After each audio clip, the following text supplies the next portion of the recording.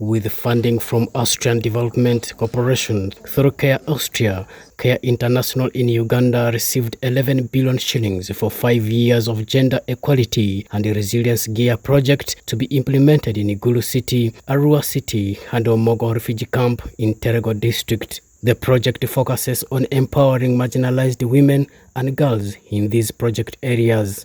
Through the learnings that we got from the implementation of the Women and Youth Resilience Project, that is what gave birth to this particular project, which is a build on the learnings, the key challenges and gaps that WAREP could not address. So the Gender Equality and Resilience Project is targeting primarily the women and girls starting 1st April 2024. And in terms of the marginalization, we are looking at the girl-headed families, the child mothers, survivors of gender-based violence, and those women who are struggling financially. However, stakeholders stressed that male inclusion in projects by partners is still low, adding that there is need for donors and partners to increase their focus on men involvement. Time will come, men will all be spoiled if we also don't involve boys in all these things we do.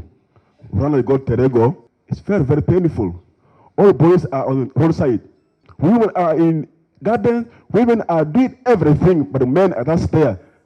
According to Naomi Achara, the project manager, their project also has component that includes men as role models in the project areas. We want to address the negative social and gender norms in the community.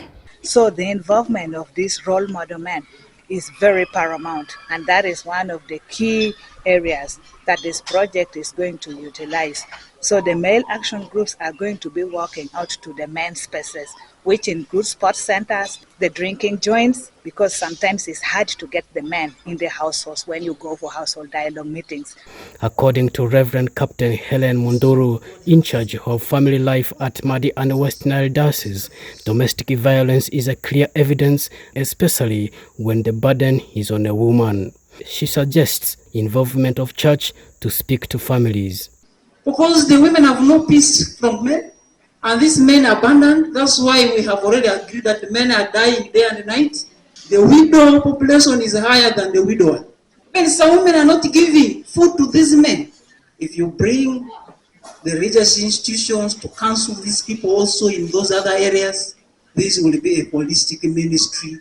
Officials of Office of the Prime Minister in West Nile say there is still a lot of need for economic empowerment and mindset change in the settlements, as some cultures limit women participation. In terms of cultural barriers, I think it's good to look at the avenues of breaking through. And since there are many leaders, you continue to consult and see how we move as a community and as a country. While appreciating contribution by Care in Uganda, Gulu City resident City Commissioner Jane Amongin emphasized that empowered couples make prosperity in families easier. Those days are gone when it was only the man putting food on the table. Women are now busy in the markets, but I want to thank you because you're thinking in line with Uganda. And above all, the passion that His Excellency General Yoweri Kaguta Museveni has for this country, that we shoot poverty direct. The guns have gone silent, but there is still war of poverty. Joseph Wadama, UBC News.